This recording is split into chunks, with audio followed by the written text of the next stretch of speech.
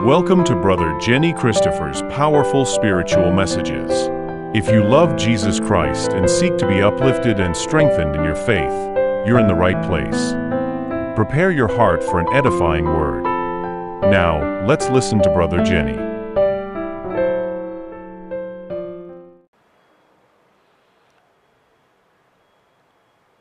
ప్రభువైన యేసుక్రీస్తు నామములో మీ అందరికీ నేను శుభములు తెలియజేస్తూ ఉన్నాను. దేవుని మహాకృపను బట్టి ఈ దినం ప్రత్యేకంగా ఈ నెలంతా కూడా మిషన్స్ మంత్గా ఈ సంఘం అబ్జర్వ్ చేస్తూ మరి అనేక రీతిలుగా మిషనరీ సేవను గురించినటువంటి విషయాలు తెలుసుకోవడానికి కొరకు మరి ప్రతి వారం కూడా ప్రతి దినం కూడా ఆయా కార్యక్రమాలు ఏర్పాటు చేస్తూ ఉన్నటువంటి ఈ సందర్భంలో ఈ ఆదివారం మీ మధ్య ఉండి ఈ రీతిగా దేవుని వాక్యాన్ని మీతో పంచుకునేటువంటి గొప్ప కృపను ధన్యతను మరి సంఘ నాయకులు నాకు ఇచ్చినందులకై వారికి నా కృతజ్ఞతలు. ప్రత్యేకంగా సీనియర్ పాస్టర్ గారు రెవరెండ్ పురుషోత్తం గారికి నా కృతజ్ఞతలు. ఈ పర్టికులర్ ఆరాధనలో మరి ఆరాధన నడిపిస్తున్నటువంటి దేవుని దాసులు దైవజనులు రెవరెండ్ సత్యరంజన్ గారికి కూడా ప్రత్యేకమైన కృతజ్ఞతలు తెలియజేస్తున్నాను. అలాగే సంఘ డీకన్ బోర్డ్ మెంబర్స్ అందరికీ ప్రత్యేకమైన కృతజ్ఞతలు. బ్రదర్ సాల్మన్ గారు సెక్రటరీ గారు వారు పదే పదే నాకు ఫోన్లు చేస్తూ ఎలాగ వస్తున్నాను బెంగళూరు నుండి అని కనుక్కుంటూ అన్ని ఏర్పాట్లు చేసినందుకై వారికి ప్రత్యేకమైన కృతజ్ఞత తెలియజేస్తూ ఉన్నాను. సంఘ క్వైర్ వారు అలాగే వర్షిప్ టీం వారు చక్కని పాటలతో ప్రభుని ఆరాధించడం జరిగింది. మనలందరినీ కూడా ప్రభులో నడిపించారు. May God bless all of you. మీరు వాక్యాన్ని మీరు కూడా శ్రద్ధతో వింటారని ఆశపడుతున్నాను.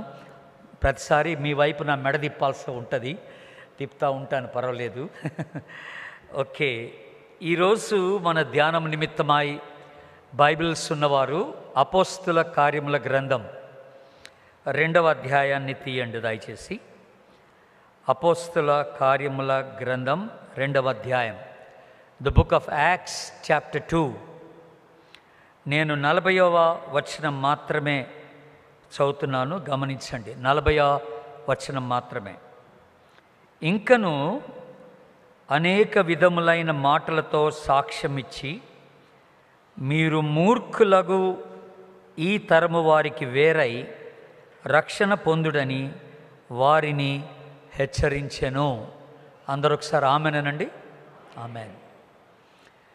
మిషన్స్ గురించి మనం ఆలోచన చేసేటప్పుడు 2 ప్రాముఖ్యమైన గుంపుల గురించి మనం ఆలోచన చేయాలి. 2 గ్రూప్స్ ఆఫ్ పీపుల్.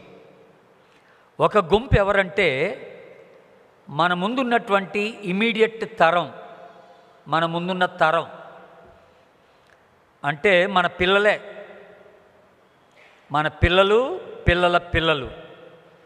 ఈ తరాన్ని గురించినటువంటి చింతన మనకు ఉండాలి. దాని గురించి కొద్దిసేపు ఆలోచన చేస్తాం. అలాగే సెకండ్ థింగ్ మనం జ్ఞాపకం చేసుకోవాల్సినటువంటి ఒక గుంపు ఎవరంటే మిషనరీ సేవను గురించి ఆలోచన చేసేటప్పుడు ఎన్నడూ సువార్త వినని గుంపు ఒకటి ఉంది మన భారతదేశంలోనే. ప్రపంచమంతటా ఉన్నారు, మన భారతదేశంలో కూడా ఎక్కువ శాతం అలాంటి గుంపు ఉన్నట్టుగా మనం చూస్తున్నాం. వాళ్ళకి యేసు ప్రభుని గురించి వినే అవకాశాలు లేవు, సువార్త వారి దాకా వెళ్ళట్లేదు. కనుక వారి గురించినటువంటి చింతన కూడా మనం కలిగి ఉండాలి. ఈ 2 గుంపుల గురించినటువంటి ఆలోచన మనం చేయాలి. కనుక నేనేమని ఆలోచిస్తున్నానంటే ఈ మొదటి ఆరాధనలో ఈ తరాన్ని గురించి మనం ఆలోచన చేద్దాం. ఈ తరము కొరకైనటువంటి మన బాధ్యత ఏంటి, అసలు ఈ తరం ఎలాగుంది, ఇప్పుడు ఈ తరం యొక్క పరిస్థితి ఏమిటి, ఈ తరాన్ని మనం ఎలా మార్చగలం అనేది ఒకసారి ఆలోచన చేద్దాం. 2వ ఆరాధనలో దేవుని చిత్తం అయితే మీరందరూ వీలైన వాళ్ళు ఉండండి. నేను పవర్ పాయింట్ ద్వారా మన భారతదేశంలో ఉన్న పరిస్థితిని మీ ముందు పెడతాను. అసలు ఎక్కడెక్కడ ఎలాంటి ప్రజల మధ్యకి సువార్త వెళ్తుంది, ఇంకా ఎలాంటి ప్రజల మధ్యకి వెళ్ళాలి, మన బాధ్యత ఏంటి, అసలు జరుగుతున్నది ఏంటి ప్రస్తుతం అనే ఈ విషయాలన్నీ కూడా క్లియర్గా స్పష్టంగా నేను సెకండ్ సర్వీస్లో పవర్ పాయింట్ ద్వారా కొన్ని పిక్చర్స్ మీకు చూపించి నేను ఎక్స్ప్లెయిన్ చేయడానికి ఒక సవాలు మన ముందు పెట్టడానికి నేను ప్రయత్నం చేస్తాను దేవుని బిడ్డలారా. అయితే మనం ఇప్పుడు ప్రస్తుతం ఆలోచిస్తున్న మాట ఏంటంటే ఈ తరాన్ని గురించి ఈ ఆరాధనలో మనము ఆలోచించబద్ధులమై ఉన్నామని మీకు జ్ఞాపకం చేస్తున్నాను. బైబిల్ ఈ తరాన్ని గురించి మాట్లాడుతూ ఒక మాట ఇక్కడ ఉపయోగించబడినటువంటి మాట ఏమిటంటే మూర్ఖులగు తరము అన్నాడు. ఇంగ్లీష్లో 2 మాటలు ఉపయోగించబడ్డాయి, క్రికెడ్ అండ్ పర్వర్టెడ్ జనరేషన్ అని అన్నాడు. చెడిపోయిన తరం, మూర్ఖులకు వంకరి తరం అన్నాడు అనమాట. వంకరి తరం అనే మాట ఉపయోగించబడింది దేవుని బిడ్డ. ఇప్పుడు మనందరికీ తెలిసినట్టుగా మనం జాగ్రత్తగా ఇప్పుడున్నటువంటి తరాన్ని గమనిస్తే మనం గమనిస్తున్నటువంటి ఒక విషయం ఏంటంటే మోరల్ వాల్యూస్, నైతిక విలువలు కోల్పోయినటువంటి తరం, మతపరమైన ఆసక్తి లేనటువంటి తరం, దేవుని యొక్క భయము లేనటువంటి తరంలో మనం ఉంటున్నాం దేవుని బిడ్డలారా. ఒకప్పుడు క్రిస్టియన్ ఇన్స్టిట్యూషన్స్లో బైబిల్ ఒక తరగతి ఉండేది, బైబిల్ బోధించేవాళ్ళు. ఇప్పుడు బోధన లేదు. క్రిస్టియన్ ఇన్స్టిట్యూషన్స్లో కూడా దేవుని గురించినటువంటి ప్రస్తావన ఇప్పుడు జరగడం లేదు. ఇది ఒక విచారకరమైనటువంటి పరిస్థితిగా మనం చూస్తూ ఉన్నాం. మరి చాలా చర్చెస్లో బైబిల్ని బైబిల్గా బోధించడం లేదు. ఇది కూడా బైబిల్ కూడా చాలా కరప్ట్ అయిపోయింది దేవుని బిడ్డలారా. చాలా తప్పుడుగా, చాలా సులభంగా, అనుకూలంగా, ఎవరికి ఇష్టం వచ్చినట్టుగా వాళ్ళు బైబిల్ని బోధించేటువంటి ఒక విధానాన్ని మనం ఈ తరంలో గమనిస్తూ వస్తున్నాం. ఇది ఇలా ఉండగా దేవుని బిడ్డలారా, ఇప్పుడు ప్రస్తుతానికి ఉన్నటువంటి యంగ్ జనరేషన్ ఎలాంటి ఒక పరిస్థితిలో మన పిల్లలు లేకపోతే మన పిల్లలు ఉంటున్నారంటే దేవుని గురించిన భయము లేనటువంటి ఒక పరిస్థితిలో ఉంటున్నారు. వారు దేవుని యొక్క అవసరతని గుర్తించలేనటువంటి ఒక పరిస్థితిలో ఉంటున్నారు. ఇంకా చెప్పాలంటే ఎంత స్థితికి, ఒక భయంకరమైన స్థితికి మన పిల్లలు దిగజారిపోయారంటే వాళ్ళు ఇప్పుడు మగవాళ్ళని పెళ్లి చేసుకుంటున్నామంటున్నారు, ఆడవాళ్ళని పెళ్లి చేసుకుంటామంటున్నారు. దీన్ని గే మ్యారేజెస్ అంటాం, లెస్బియన్ మ్యారేజెస్ అంటాం. ఇలాంటివి కొన్ని మన దేశంలోనే కాదు, చాలా దేశాల్లో లీగలైజ్డ్ మ్యారేజెస్గా ఇవి పరిగణింపబడతా ఉన్నాయి దేవుని బిడ్డలారా. వీటిని చర్చెస్లో ఇలాగ ఈ మ్యారేజెస్ జరిగిస్తున్నారు. మగవాళ్ళకి ఇచ్చి పెళ్లి చేయడం, ఆడవాళ్ళకి ఇచ్చి పెళ్లి చేయడం చర్చెస్లోనే జరుగుతూ ఉంది. అంత భయంకరమైన స్థితికి దిగజారిపోయాం. ఇది కరెక్ట్ అని ఈనాటి తరం అనుకుంటా ఉంది. మాకు ఇష్టమైంది మేము చేస్తామనుకుంటున్నారు. ఇది దేవుని యొక్క ఆలోచన కాదు, ఇది దేవుని యొక్క నియమం కాదు. దేవుడు ఆది యందు ఏదైనా తోటలో పురుషుని చేసినప్పుడు, మానవుని చేసినప్పుడు దేవుడు ఎలా చేశాడంట? మానవుని పురుషునిగాను స్త్రీనిగాను చేసును అనుంది. అంతేగాని దేవుడిద్దరు ఆదాములు చేయలే, దేవుడిద్దరు అవ్వల్ని చేయలే. ఏదైనా తోటలో ఒక స్త్రీని ఒక పురుషుని చేసి ఇది నియమం, వీళ్ళిద్దరు కలిసి జీవించాలని దేవుడు ఏర్పాటు చేసినటువంటి నియమంగా దేవుడు జ్ఞాపకం చేస్తున్నాడు. కానీ ఈ రోజున్న తరాన్ని మనం ఒకసారి ఆలోచన చేస్తే భయంకరంగా ఇలాంటి ఒక చెడ్డ తలంపు కలిగి ముందుకు సాగుతూ ఉంది. నేను బెంగళూరులో ఉంటున్నాను. దాదాపుగా ఇప్పుడు 20 సంవత్సరాల నుంచి మేము కుటుంబంగా బెంగళూరులో ఉంటున్నాం. బెంగళూరులో మీరు గమనిస్తే ప్రాబబ్లీ హైదరాబాద్లో కూడా ఉండొచ్చు అని నేను అనుకుంటున్నాను. ఇప్పుడు ఇంకొక కాన్సెప్ట్ మొదలైంది. ఆ కాన్సెప్ట్ ఏమంటారంటే లివింగ్ టుగెదర్ కాన్సెప్ట్ అంటాం. లివింగ్ టుగెదర్ అంటే కలిసి ఉందాం రా అంటున్నారు. పెళ్లి చేసుకోవద్దు కానీ కలిసి ఉందాం అంటున్నారు. అలాగే మీరు పీజీలు చూస్తే, మీరు పేయింగ్ గెస్ట్ హాస్టల్స్ ఎక్కడన్నా మీరు గమనిస్తే ఆశ్చర్యకరంగా నేను కొన్ని పేయింగ్ గెస్ట్ హాస్టల్స్ యొక్క టైటిల్ చూసినప్పుడు ఎలాగుందంటే యూనిసెక్స్ పేయింగ్ గెస్ట్ అని హాస్టల్ అని రాయబడింది.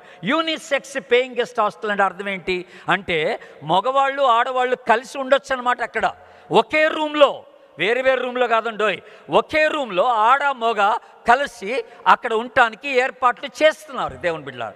ఇప్పుడు మన పిల్లలు ఎక్కడో దూర ప్రాంతానికి వెళ్ళి, బాంబేకో, చెన్నైకో, ఢిల్లీకో, బెంగళూరుకో వెళ్ళి అక్కడ ఈ పీజీస్ తీసుకొని, పేయింగ్ గెస్ట్ హాస్టల్స్ తీసుకొని వాళ్ళు ఉంటున్నారంటే మీరు గమనించాల్సిన విషయం ఏంటంటే ఎవరితో ఉంటున్నారని, ఎవరితో నివసిస్తున్నారు, ఎవరితో జీవిస్తున్నారు, ఎలాంటి హాస్టల్స్ని వాళ్ళు ఎంపిక చేసుకుంటున్నారని మనం జాగ్రత్తగా గమనించబద్దులమైన మనం జ్ఞాపకం చేసుకో.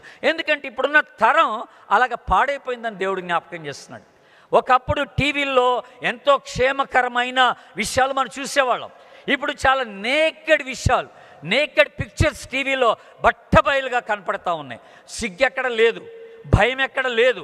మన పిల్లలు మనతో పాటు కూర్చొని టీవీలో ఇలాంటివన్నీ చూస్తూ ఉన్నారు. దేవుని బిడ్డలారా, మనం కోర్టుకి వెళ్తే కోర్టులో న్యాయం జరగట్లేదు, పోలీస్ స్టేషన్కి వెళ్తే పోలీస్ స్టేషన్లో ఉన్న వాళ్ళకి భద్రత లేదు. దేవుని బిడ్డలారా, ఈ తరం అలాగున్నట్టుగా దేవుని వాక్యం సెలవిస్తాం. అనేక మంది అమ్మాయిలు అబార్షన్స్ చేయించుకుంటున్నారు పెళ్లి కాకముందుగా.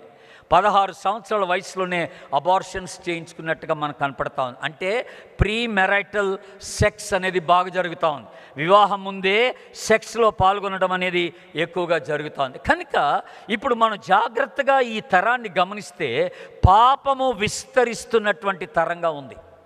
పాపం విస్తరిస్తున్న తరం, దేవుని భయం లేని తరం, దేవుణ్ణి మర్చిపోయిన తరం, వాక్యాన్ని చదవని తరం, వాక్యాన్ని ప్రేమించినటువంటి ఒక తరంగా ఈ తరం తయారైంది. మరి మనకి భయం ఉండొద్దా? ఈ తరాన్ని గురించిన చింతన మనకు ఉండొద్దా? దేవుని బిడ్డలారా, మీరు ఒకసారి హోషేయ గ్రంథం తీయండి. బైబిల్లో హోషేయ గ్రంథం 7వ అధ్యాయం ఒక మాట మీకు జ్ఞాపకం చేస్తాను. హోషేయ గ్రంథం 7వ అధ్యాయం, పేజ్ నెంబర్ 748, పేజ్ నెంబర్ 748, 13, 14 వచనాలు చదువుతున్నాను. 7వ అధ్యాయం 13, 14. వారికి శ్రమ కలుగును, వారు నన్ను విసర్జించి తప్పిపోయి ఉన్నారు. వారికి నాశనము కలుగును, వారు నా మీద తిరుగుబాటు చేసి ఉన్నారు. వారికి క్షయము సంభవించును, నేను వారిని విమోచింప కోరి ఉన్నను. వారు నా మీద అబద్ధములు చెప్పుదురు, హృదయపూర్వకముగా నన్ను బతిమాలు కొనక శయ్యల మీద పరుండి కేకలు వేయుదురు. నన్ను విసర్జించి ధాన్య మధ్యములు కావాలని వారు గుంపులు కూడుదురు. ప్రభువే డైరెక్ట్గా మాట్లాడుతున్నటువంటి మాట. హోషేయ టైంలోనే కాదు, ఇప్పుడున్న పరిస్థితి కూడా ఇలాగే ఉన్నట్టుగా మనం గమనిస్తున్నాం దేవుని బిడ్డలారా. కనుక మన తరము వారి బాధ్యత మనదని ప్రభు జ్ఞాపకం చేస్తున్నాడు. ఇంకొక మాట, ఇప్పుడు మీరు ఫిలిప్పీలకు రాసిన పత్రిక తీయండి దయచేసి. ఫిలిప్పీలకు రాసిన పత్రిక 2వ అధ్యాయంలో ఒక మాట మీకు జ్ఞాపకం చేస్తాను. ఫిలిప్పీలకు రాసిన పత్రిక 2వ అధ్యాయం, పేజ్ నెంబర్ 179, 2వ అధ్యాయం 14, 15 కలిపి ఉన్నాయి. 14, 15 వచనాలు కలిపి ఉన్నాయి. నేను చదువుతున్నాను.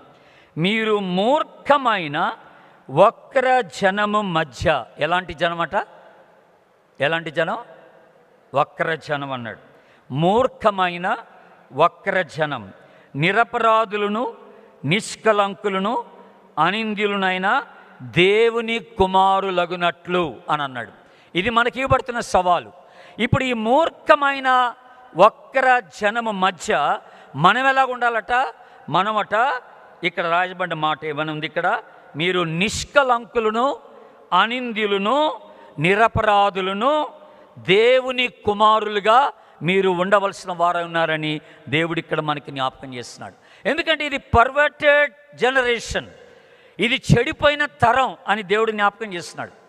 విశ్వాసము లేని తరం, దేవుణ్ణి మర్చిపోయిన తరం, విశ్వాసఘాతుకులైనటువంటి తరముగా దేవుడు జ్ఞాపకం చేస్తున్నాడు. ఇది ఇలాగ ఉండగా దేవుని బిడ్డలారా, మన పిల్లల్ని చూద్దాం కాసేపు. మన పిల్లల్ని చూస్తే సొలొమోను, గొప్ప జ్ఞాని అయిన సొలొమోను ఈ రోజున్నటువంటి తరాన్ని గురించి ఆనాడే రాసి పెట్టాడు. ఏమని రాసి పెట్టాడు? మీరు ఒకసారి సామెతల గ్రంథం తీయండి. ఒక మాట మీకు గుర్తు చేస్తాను. ఇప్పుడున్న తరాన్ని గురించి సొలొమోను చెప్తున్న మాట ఏంటో మీకు గుర్తు చేస్తాను. సామెతల గ్రంథం 30వ అధ్యాయం, 11వ వచనం. ఫస్ట్ ఆఫ్ ఆల్ నేను 11వ వచనం చదువుతున్నాను, గమనించండి. తమ తండ్రిని శపించుచు తల్లిని దీవించని తరము కలదు అని అన్నాడు. ఇప్పుడు మన పిల్లలు ఎలాగున్నారు? తల్లిదండ్రులకి భయపడలేదు, తల్లిదండ్రులకి లోబడిన తరం, ఎదిరించే తరం. నేను ఎప్పుడంటే అప్పుడు వస్తా, నేను ఎవరితోనంటే వాళ్ళతో తిరుగుతా, నేను ఎన్ని గంటలకు రావాలా, నేను ఎవరితో తిరగాలా, నేను ఎక్కడికి వెళ్ళాలా మీరు నాకు చెప్పొద్దు అంటున్నారు పిల్లలు, మీరు నన్ను అడగొద్దు అంటున్నారు. ఎక్కువగా ప్రశ్నిస్తే అసలు మేము ఇంటికి రామంటున్నారు, మేము బయట ఉండిపోతామంటున్నారు. ఈ ఇల్లు నరకంగా భావిస్తున్నారు వాళ్ళు. తల్లిదండ్రులకు లోబడని తరం అయిపోయింది దేవుని బిడ్డలారు. పిలిస్తే పలకరు, మర్యాదలు లేవు, గౌరవం లేదు, పెద్దల్ని గౌరవించేది లేదు. వాళ్ళు ఇష్టానుసారంగా స్వేచ్ఛని కోరుకుంటున్నారు ఈ తరం అంతా కూడా దేవుని బిడ్డలారా. అందుకనే సొలొమోను ఎన్నో సంవత్సరాల క్రితమే ఈ మాట రాసి పెట్టాడు. ఈ తరం అంట డిసొబీడియంట్ తరం అన్నాడు. ఇది అధికారులకు, వాళ్ళ మీద అధికారులుగా ఉంచబడిన తల్లిదండ్రులకు లోబడని తరం అని దేవుడు జ్ఞాపకం చేస్తున్నాడు. దేవుని బిడ్డలారా, ఇది వాళ్ళకి ఎంతో, ఇది ఆశీర్వాదం కాదు, అది శాపంగా దేవుడు జ్ఞాపకం చేస్తున్నాడు. రెండవది ఇక్కడ ఇంకొక మాట జ్ఞాపకం చేశాడు. 12వ వచనం చూడండి. 12వ వచనం, తమ దృష్టికి తాము శుద్ధులై తమ మాలిన్యము నుండి కడగబడని వారి తరము కలదు అని అన్నాడు. ఇదేం తరం అంట? సెల్ఫ్ రైచియస్ తరం అన్నాడు. సెల్ఫ్ రైచియస్ అంటే మా మటుకు మేము ఓకే, మేము బాగానే ఉన్నామని, మీరు మాకేం చెప్పాల్సిన పని లేదని, మేము చేసేది కరెక్టే అని, మేము జీవించే విధానం కరెక్ట్ అని వాళ్ళు అనుకుంటున్నారు. అలాగ అనుకొని తమ మట్టుకు తాము నీతిమంతులుగా, శుద్ధులుగా, పరిశుద్ధులుగా భావిస్తూ ఇష్టానుసారంగా వారి జీవితాన్ని కొనసాగించుకుంటున్నటువంటి వారుగా ఉంటున్నట్టుగా ఈ తరములోని పిల్లలు ఉన్నారని దేవుడు జ్ఞాపకం చేస్తున్నాడు. మూడోది, పేపర్ తిప్పండి, 13వ వచనం చూడండి. కన్నులు నెత్తికెక్కిన తరం అన్నాడు. కన్నులు నెత్తికెక్కిన తరం అంటే ప్రైడ్, గర్వంతో కూడిన తరం అన్నమాట. ఇది ఎవరిని పట్టించుకునే సమస్య లేదు, నాకంతా తెలుసు అనుకోవడం, నేను చేసిందే కరెక్ట్ అనుకోవడం, గర్వంతో జీవించే తరం అని దేవుడు జ్ఞాపకం చేస్తున్నాడు. ఇంకొక మాట 14వ వచనంలో ఏమన్నాడు? దేశంలో ఉండకుండా వారు దరిద్రులను మింగునట్లు. వారు ఏం చేస్తారంట? మనుషుల్లో ఉండకుండా బీదలను నశింపచేయునట్లు. అంటే వీళ్ళు అన్యాయంగా పేదల దగ్గర డబ్బు సంపాదించుకొని ఆస్తి పరులు అవ్వడానికి ప్రయత్నం చేసే తరం ఇది. దోచుకునే తరం, గ్రీడీనెస్, అత్యాశ పరులైనటువంటి వారని దేవుడు ఇక్కడ మనకి జ్ఞాపకం చేస్తున్నాడు. కనుక సెల్ఫ్ రైచియస్ పీపుల్, స్వనీతి పరులు ఏం చేస్తారు? మేము అంతా బాగానే ఉన్నాం అనుకున్న వాళ్ళకి బైబిల్ అక్కర్లేదు, వాళ్ళు ప్రార్థన చేసుకోరు, వాళ్ళు ఫ్యామిలీ ప్రేయర్లోకి రారు, వారు బైబిల్ చదవరు, ఆరాధనలో ఉండరు, దేవుని వాక్యానికి లోబడరు, మాకంతా తెలుసు అనుకుని విర్రవీగిపోయి వాళ్ళు ఇష్టానుసారంగా జీవించి జీవితాల్ని పాడు చేసుకోవడానికి ప్రయత్నం చేస్తారని దేవుడు జ్ఞాపకం చేస్తున్నాడు. దేవుని బిడ్డ, ఇది చాలా ఘోరమైనటువంటి పరిస్థితి ఇప్పుడున్నటువంటి తరం. ఈ తరాన్ని గురించి దేవుడు మాట్లాడుతూ దీని గురించినటువంటి శ్రద్ధ, ఆసక్తి మన అందరికి ఉండాలని దేవుడు జ్ఞాపకం చేస్తున్నాడు. ఈ 30వ అధ్యాయంలో ఆగరు రాశాడు ఈ మాటలు. ఆగరు కంటే సొలొమోనుకి ఇవ్వబడిన మరో పేరే ఆగరు అన్నమాట. ఆగరు రాశాడు, ఏమని రాశాడు? అవిధేయతతో కూడిన తరం అని, స్వనీతితో కూడిన తరం అని, అత్యాశ పరులని, గర్వంతో కూడిన తరమని, దేవుని భయం లేని తరమని, అవిధేయతతో కూడిన తరమని, తిరుగుబాటు చేసే తరమని ఇక్కడ చాలా బ్యూటిఫుల్గా ఈ తరాన్ని గురించి వివరణ జరుగుతూ వస్తూ ఉంది. దేవుని బిడ్డలారా, ఇది ప్రస్తుతానికి ఉన్నటువంటి పరిస్థితి. అయితే ఇప్పుడు మన బాధ్యత ఏంటి? అది మనం ఆలోచన చేద్దాం. ఇప్పుడు మన బాధ్యత ఏంటి? ఇందాక అపోస్తుల కార్యముల గ్రంథంలో 2వ అధ్యాయంలో ఒక మాట చూసాం. ఆ మాట ఏంటంటే 2వ అధ్యాయం మళ్ళొకసారి చూద్దాం, అది ఎందుకన్నా మంచిది మన ధ్యాన వాక్యం కనుక. అపోస్తుల కార్యం 2వ అధ్యాయం 40వ వచనం, మీరు మూర్ఖులకు ఈ తరుము వారికి వేరై రక్షణ పొందుడి. ఇక్కడ 2 మాటలు రాయబడి ఉన్నాయి మన గురించి చెప్పబడిన మాటలు. ఒకటేంటంటే మీరు రక్షణ పొందాలన్నాడు. ఫస్ట్ ఆఫ్ ఆల్, చాలా సార్లు మన కుటుంబాల్లో మన పిల్లలు దేవునికి లోబడపోవడానికి గల కారణం ఏంటంటే మనమే. మనలో బేసిక్గా దేవుని భయం కనపట్లేదన్నమాట. మనలో దేవుని పట్ల ఆసక్తి మన పిల్లలు చూడలేకపోతున్నారన్నమాట. మనలో దేవుని పట్ల ఆ యొక్క వినయము, ప్రేమ, ఆ భయభక్తులు మన పిల్లలు మనలో చూడలేకపోతున్నారన్నమాట. కనుక వాళ్ళు ఏ మార్పు అయితే వాళ్ళల్లో కావాలని మనము ఆలోచన చేస్తున్నామో ఆ మార్పుని మొట్టమొదటిగా మన పిల్లలు మనలో చూడాలని ఇష్టపడుతున్నారు దేవుని బిడ్డలారు. నువ్వు దేవునికి భయపడితే నేను భయపడతాను, మీరు ప్రార్థన చేసుకుంటే నేను ప్రార్థన చేసుకుంటాను, మీరు వాక్యానికి విలువనిస్తే నేను ఇస్తాను అంటున్నారు పిల్లలు. అంటే ఇక్కడ ఒక సవాలు మనందరికీ అందేటువంటి ఒక సవాలు తల్లిదండ్రులుగా ఏంటంటే, మనము రక్షణ పొందకుండా, మనలో మారు మనసు లేకుండా మన పిల్లలు మార్పు చెందాలని ఆశించటం బుద్ధిహీనత.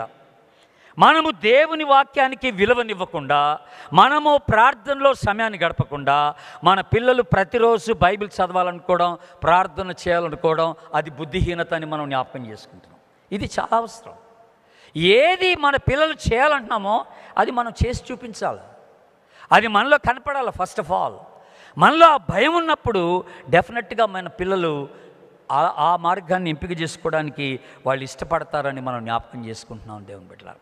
ఇప్పుడు ఇంకొక మాట ఇక్కడ రాయబడిన మాట ఏంటంటే, ఈ తరము వారికి వేరై అని అన్నాడు ఇక్కడ. అంటే బీ సెపరేటెడ్ అనే మాట. మీరు అందరిలాగా ఉండొద్దు అన్నాడు, మీ కొలీగ్స్ లాగా మీరు ఉండొద్దు అన్నాడు. మీరు పనిచేసే స్థలంలో కూడా మీ ప్రవర్తన సవాలుకరంగా ఉండాలి. మీ మాటలు, మీ పద్ధతి, మీ జీవిత విధానం మీ దగ్గర పనిచేసే వాళ్ళకి, మీ ఇంటి పక్కన వాళ్ళకి, మీ యొక్క బంధువులకి, మీ స్నేహితుల మధ్యలో ఇది వేరైనటువంటి ఒక జీవితంగా కనపడాలంటున్నాడు. ఈ తరంలో ప్రభువుని ఎరిగిన బిడ్డలంగా మనం ఒక ప్రత్యేకతను కనపరచకపోతే ఈ తరము ప్రభువుని తెలుసుకోవడం కష్టమని జ్ఞాపకం చేసుకుంటున్నాం. కష్టం. గుర్తుపెట్టుకోండి దేవుని బిడ్డ. డేవిడ్ లివింగ్స్టన్ అనే ఒక మిషనరీ ఆఫ్రికాకి వెళ్ళినప్పుడు ఆయన చూడటానికని ఒక నాస్తికుడు వెళ్ళాడట ఆఫ్రికా, స్కాట్లాండ్ నుండి.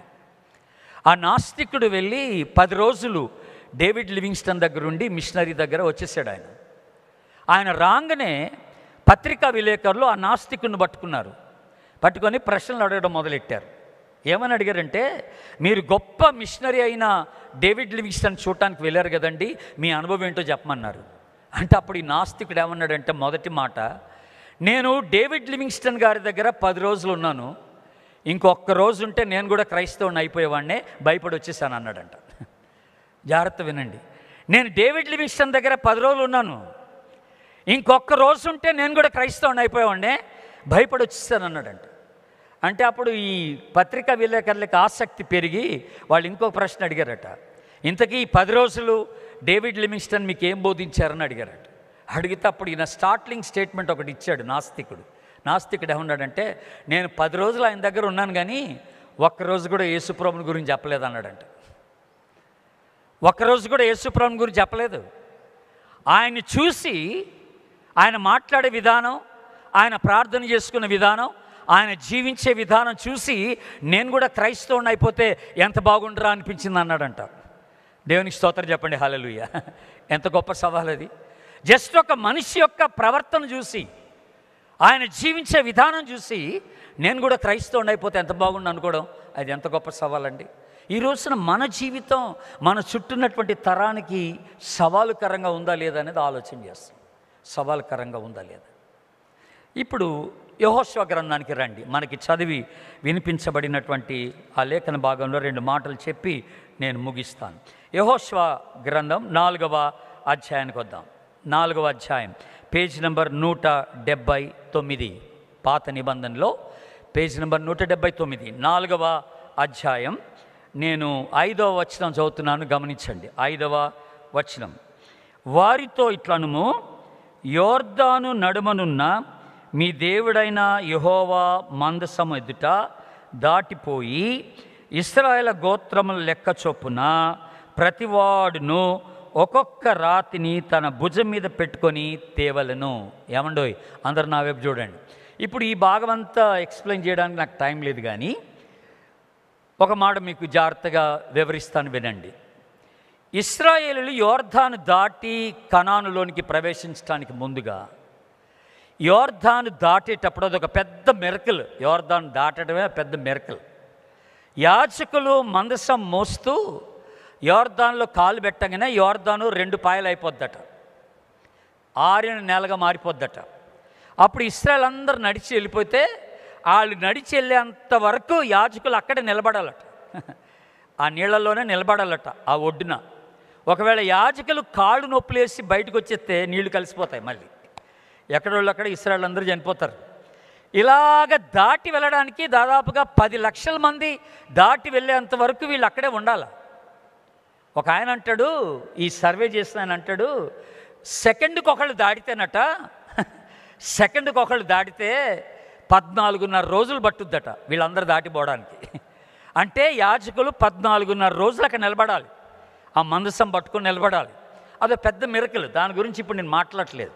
కానీ దేవుడు ఇశ్రాయేలుకి చెప్పిన ఒక ఇన్స్ట్రక్షన్, ఇచ్చిన ఒక సూచన ఏంటంటే, మీ 12 గోత్రాలకి గోత్రానికి ఒకళ్ళు ఒక రాయి తీసుకొని అవతలకి వెళ్ళమన్నాడు. యోర్దానులో నుండి ఒక రాయి తీసుకొని అవతలకి వెళ్ళమన్నాడు. ఓ పెద్ద సైజు రాయి అనమాట, భుజం మీద మోసుకొని వెళ్ళాలి. 12 రాళ్ళు అవతల పెట్టాలి. కానానులోకి వెళ్ళిన తర్వాత 12 రాళ్ళు అక్కడ ఏర్పరిచి పెట్టాలి. ఎందుకు పెట్టాలి? ఎందుకు ఈ 12 రాళ్ళు అని అంటే దానికి 3 కారణాలు చెప్పాడు దేవుడు. చెప్పాడు ఈ 12 రాళ్ళు ఎందుకు అని అంటే, చూడండి, మొదటి కారణం ఏంటంట 7వ వచనం. మొదటి కారణం ఎందుకో చెప్తున్నాడు ఇక్కడ 7వ వచనం. అది యోర్దానును దాటుచుండగా యోర్దాను నీళ్లు ఆపబడిన గనుక ఈ రాళ్ళు చిరకాలము వరకు ఇశ్రాయేలీలకు జ్ఞాపకార్థముగా ఉండును. అందరూ ఒకసారి ఆమెనండి. ఆమె ఎవరికి జ్ఞాపకార్థం? ఇశ్రాయేలులకి జ్ఞాపకార్థం. అంటే ఈ రాళ్ళు చూసినప్పుడల్లా ఇశ్రాయేలీయులు ఏం జ్ఞాపకం చేసుకోవాలట? దేవుడు మమ్మల్ని ఎంత అద్భుతంగా ఈ యోర్దాను దాటించి యువతలు తీసుకొచ్చాడన్న విషయాన్ని ఇశ్రాయేలీయులు జ్ఞాపకం చేసుకోవాలంట. ఇది ఒక ఇశ్రాయేలీయులకి ఒక సాక్ష్యంగా, దేవుని అద్భుతాలకు ఒక సాక్ష్యంగా ఉంటుందని సాక్ష్యపు రాయి అని దేవుడు జ్ఞాపకం చేశాడు. ఇది మొదటి కారణం. రెండో కారణం ఏంటంట, ఇప్పుడు 21వ వచనం చూడండి, అదే అధ్యాయం 21వ వచనం 22వ వచనం. ఇశ్రాయేలీలతో ఇట్లా నేను రాబోవు కాలమున మీ సంతతి వారు, అందరు చెప్పండి ఎవరట? కొంచెం గట్టిగా చెప్పండి. ఎగ్జాక్ట్లీ, మీ సంతతి వారు ఈ రాళ్ళు ఎందుకని తమ తండ్రులను అడుగుదురు కదా అని అన్నాడు. అప్పుడు ఏం చెప్పాలట? ఇశ్రాయేలీలు ఆరిన నేల మీద ఈ యోర్దానును దాటిరి అని చెప్పాలట. ఒకసారి దేవుని స్తోత్రం చెప్పండి, హల్లెలూయా. అంటే ఇప్పుడు రాబోయేటువంటి దినాల్లో మీ పిల్లలు అడుగుతారు అన్నాడు దేవుడు. ఈ రాళ్ళు ఎందుకని మీ పిల్లలు అడుగుతారు. మీ సంతతి వారు అడిగినప్పుడు మీ పిల్లలకి దేవుని యొక్క కార్యాల గురించి వివరించడానికి ఇది ఒక సాక్ష్యపు రాయిగా ఉంటుందని దేవుడిని జ్ఞాపకం చేశాడు. అర్థమవుతుందా నేను చెప్పే మాట? ఇది పిల్లలకు సాక్షార్థమైనటువంటి సాక్ష్యపు రాయి అన్నమాట ఇది. ఇంకా మూడో కారణం, ఇప్పుడు అక్కడికి వస్తాను, రెండో కారణం దగ్గరకు వస్తాను. ఇప్పుడు మూడో కారణం ఎట్లనగా 23వ వచనం ఎట్లనగా యెహోవా బాహువు బలమైనదని భూనివాసులందరూ తెలుసుకొందురు. ఎవరు తెలుసుకుంటారంట? భూనివాసులను, entire nations of the world, అన్ని దేశస్థులు ఈ రాళ్ళను గురించి అడుగుతారట. ఎందుకు ఈ రాళ్ళు ఇక్కడ ఉన్నాయంటే భూనివాసులందరికీ సాక్ష్యంగా ఈ దేవుని గురించి చెప్పడానికి కోసం ఈ రాళ్ళు సాక్ష్యపు రాయి అని అన్నాడు. ఇప్పుడు ఈ ఉదయకాలం నేను చెప్పాలనుకున్న మాట ఏంటంటే, మీ ఇంట్లో మీ పిల్లలు అడగడానికి సాక్ష్యపు రాయి ఏమైనా ఉందా అని అడుగుతున్నాను. సాక్ష్యపు రాయి ఏమైనా ఉందా అని అడుగుతున్నాను. మీరు మీతో కూడా తీసుకొచ్చిన సాక్ష్యం ఏమైనా ఉందా? మమ్మీ, మనం ప్రతి ఆదివారం ఎందుకు చర్చ్కి వెళ్ళాలంటే నువ్వు సాక్ష్యం ఏం చెప్తావు అంటున్నా. ఎందుకు మనం ఫ్యామిలీ ప్రేయర్ చేసుకోవాలా? ఎందుకు రోజు బైబిల్ చదవాలా? ఎందుకు రోజు నన్ను ప్రార్థన చేసుకోమంటారు? ఎందుకు దేవుని మీద ఆధారపడమంటారు? ఎందుకు ఆయన యందు విశ్వాసం ఉంచాలా అని నీ పిల్లలు అడిగితే నీ దగ్గర సాక్ష్యపు రాయి ఉందా అని అడుగుతున్నాను. నీ పిల్లలకి చెప్పడానికి సాక్ష్యపు రాయి ఏమైనా ఉందా అని అడుగుతున్నాను. ఇది చాలా అవసరం. నీ రక్షణ ఎంత ఇంపార్టెంట్ ఇప్పుడు మీకు అవుతుందా? మీకు అర్థమవుతుందా? మీ మారు మనసు ఎంత ఇంపార్టెంటో మీకు అర్థమవుతుందా? తల్లిదండ్రులుగా, తాతలు, అమ్మమ్మలు, నానమ్మలుగా మనకే రక్షణ అనుభవం లేకపోతే మన పిల్లలకి, మనవాళ్ళకి, మనవరాళ్ళకి ఏం బోధిస్తాం? ఏం బోధించలేము. ఈ తరం అట్లా అంతమైపోద్ది, దేవుడు లేకుండా అంతమైపోద్ది. ఒక 2 వచనాలు చూపిస్తాను మీకు. యెహోషువ గ్రంథంలో ఉన్నారు కనుక ఆ తర్వాత పుస్తకం తీయండి. ఏది? న్యాయాధిపతులు 2వ అధ్యాయం. న్యాయాధిపతులు 2వ అధ్యాయం 10వ వచనం. న్యాయాధిపతులు 2వ అధ్యాయం 10వ వచనం. ఆ తరము వారందరూ తమ పితరుల యొద్దకు చేర్చబడిరి. వారి తర్వాత యెహోవానైనను ఆయన ఇశ్రాయేలు కొరకు చేసిన కార్యములనైనను ఎరుగని తరం ఒకటి పుట్టెను. ఏమండోయ్, విన్నరా? యెహోషువ ఉన్నంత వరకు బాగానే ఉందట తరం. ఇక ఆ తర్వాతట దేవుని ఎరుగని తరం పుట్టిందట. దేవుణ్ణి ఎరుగని తరం. మీకు విషయం చెప్పనా? మన తర్వాత తరం వారు ప్రభువుని తెలుసుకోలేదంటే దానికి కారణం ఎవరంటే మనమే, ఈ తరం వారమే. ఈ తరము వారము రాబోయే తరానికి ప్రభుని గురించి చెప్పలేదన్నమాట. ప్రభువుని పాస్ ఆన్ చేయలేదన్నమాట. ఈ రక్షణ సువార్త వారికి అందజేయలేదన్నమాట. మన పిల్లలు ప్రభుని ఎరిగిన వారైతే వారి పిల్లలు కూడా ప్రభుని ఎరిగిన వారు అవుతారు. వారి పిల్లల పిల్లలు కూడా ప్రభుని ఎరిగిన వారు అవుతారు. దేశమంతా ప్రభుని తెలుసుకోవడానికి ఒక అవకాశం ఉంటుంది. అందరూ ఆమెనండి. ఆమెన్.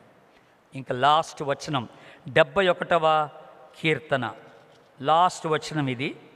71వ కీర్తన తీయండి. 18వ వచనం చదువుతున్నాను, జాగ్రత్త వినండి.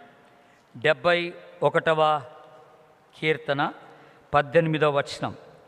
దేవా, జాగ్రత్త వినండి. ఇది ఎవరు వినాలంటే తాతలు, అమ్మమ్మలు, నానమ్మలు వినాలి ఇప్పుడు. లేకపోతే తల్లిదండ్రులందరూ వినొచ్చులేండి. బట్ బేసిక్గా అయితే తాతలు, అమ్మమ్మలు, నానమ్మలు వినాల్సిన మాట. 18వ వచనం. దేవా, వచ్చు తరమునకు నీ బాహుబలమును గూర్చియు పుట్టబో వారందరికీ నీ శౌర్యమును గూర్చియు నేను తెలియచెప్పునట్లు తల నెరసి వృద్ధుడనై ఉండు వరకు నన్ను విడువకము. అందరూ ఒకసారి ఆమెనండి. ఆమె. ఏమిటి ఈ ప్రార్థన? చిన్న ప్రార్థన చేశాడు కీర్తనకారుడు. నేను వృద్ధాప్యం వరకు జీవించాలని ఆశ ఉంది. ఆ ఆశ ఒకే ఒక కారణాన్ని బట్టి ఉంది ప్రభు అంటున్నాడు. అదేంటంటే నేను బ్రతికుంటే రాబో తరానికి నీ గురించి చెప్పాలన్నటువంటి ఒక ఆశ, అంతే. అందుకని నాకు వృద్ధాప్యం వరకు నన్ను బ్రతికించమంటున్నాడు. అప్పటిదాకా ఉంటే నా పిల్లలకి నీ గురించి తెలియచేయడానికి ఒక అవకాశం ఉంటుంది ప్రభు అని అడుగుతున్నాడు అనమాట. దేవుని బిడ్డలారా, నువ్వెందుకు బ్రతకాలనుకుంటున్నావో ఇప్పుడు మీకు తెలిసిందా? మరో సంవత్సరం ఎందుకు ఉండాలనుకుంటున్నారు? మరొక 4 రోజులు ఎందుకు బతకాలనుకుంటున్నారు? ఎప్పుడైనా ఆలోచన చేశారా? మా మనవరాలు పెళ్లి చూసి చచ్చిపోదామని కాదు, రక్షణ చూసి చచ్చిపోదాం అనుకోండి. నా పిల్లలు రక్షింపబడుట చూచి చనిపోవాలనుకోవాలి మనం. నాకు 2 అమ్మాయిలు, 2 పనిచేస్తున్నారులేండి. ఇప్పుడు వాళ్ళు చిన్న వయసులో ఉన్నప్పుడు కొన్ని సంవత్సరాలు ఒక ప్రార్థన చేశాను నేను. దేవా, నా పిల్లలు 2 రక్షింపబడక ముందు నన్ను సమాధిలోనికి తీసుకుని వెళ్ళొద్దు ప్రభు అని ప్రార్థన చేశాను. నా పిల్లల రక్షణ చూసిన తర్వాతనే నేను సమాధిలోకి వెళ్ళాలి. దేవుని మహాకృపలో మేము బెంగళూరు 2005లో వెళ్ళాము. ఒక 6 నెలల గ్యాప్లో మా 2 పిల్లలు నేను ప్రసంగం చేస్తుండగానే ప్రభువుని అంగీకరించారు, రక్షింపబడ్డారు. దేవునికి స్తోత్రం, హల్లెలూయా. ఇప్పుడు వాళ్ళిద్దరు ప్రభులో ఉన్నారు. తొందర ఏం లేదు. ఇక వాళ్ళు ఎక్కడున్నా తొందర లేదు. వాళ్ళు రక్షింపబడిన బిడ్డలుగా ఉన్నారు కనుక బాధపడాల్సిన పని లేదు. మన తరానికి మనం చేయగలిగింది ఏంటని అడుగుతున్నాను. ఆలోచన చేయండి. God bless you. Hi, thanks for watching. I hope you were blessed by the sermon. If this message touched your heart, please share your thoughts in the comments and don't forget to subscribe. Tune in every Sunday at 7 p.m. on my channel. In Christ, your brother Jenny.